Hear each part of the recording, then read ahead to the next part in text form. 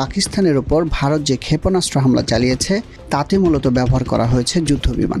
এই হামলার প্রতিবাদে পাকিস্তান যে পাল্টা হামলা চালিয়েছে তাতেও পাকিস্তানের মূল সমরাস্ত্র ছিল যুদ্ধবিমান।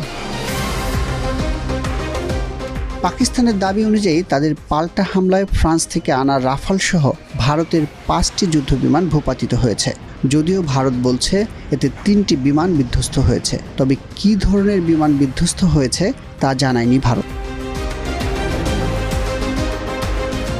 উপরের তথ্যে স্পষ্ট, ভারত পাকিস্তানের মধ্যে চলমান সংঘাতে মূল অস্ত্র হিসেবে ব্যবহার হচ্ছে যুদ্ধবিমান।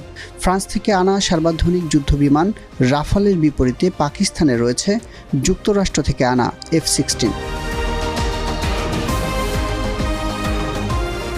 চলমান এই সংঘাতে ভারতের বিপক্ষে পাকিস্তান কী ধরনের যুদ্ধবিমান ব্যবহার করেছে, এই প্রশ্নের মধ্যেই উঠে এসেছে F-16 এর নাম।